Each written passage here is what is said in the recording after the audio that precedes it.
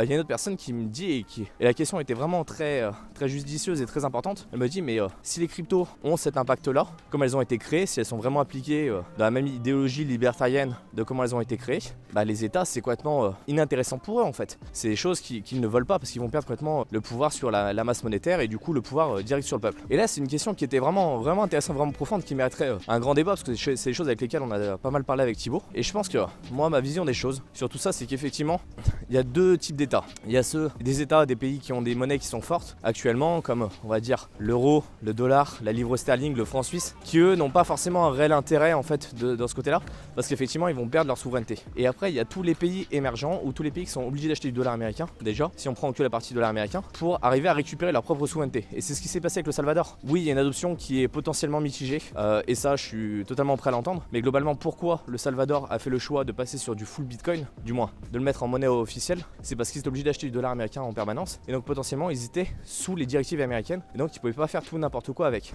Et je pense que ça c'est un élément qui est hyper important, et c'est pour ça qu'il y a beaucoup de pays qui vont essayer de l'adopter de manière plus intensive. Mais après il va y avoir vraiment un choc entre les pays du Nord et les pays du Sud, entre les pays émergents et les pays qui sont déjà depuis très longtemps. Donc on va avoir dans les pays du Nord globalement, on va dire des monnaies de banque centrale, donc tout ce qui est CBDC. Si on prend le yuan numérique, ils ont déjà fait un yuan numérique qui a une date d'expiration, c'est-à-dire qu'on vous verse votre salaire, vous attendez quelques mois et après vous pouvez plus le dépenser. En fait ça a été retiré complètement de votre compte. Pour moi je trouve ça juste aberrant en fait. C'est de l'argent que vous avez gagné, c'est de l'argent que vous méritez, c'est de l'argent que vous devez avoir. Donc c'est aussi une manière en fait de se protéger et peut-être de garder des économies sur le long terme plus tard et de se dire que vous aurez quand même la possibilité de continuer de manger et de continuer de vivre, même si finalement on vous dit que votre euro il n'existe plus. Et donc je pense qu'il y aura vraiment un gros conflit entre la partie nord et la partie sud sur ces aspects-là. Et globalement en fait il y a des gouvernements qui ont déjà essayé d'interdire les cryptos.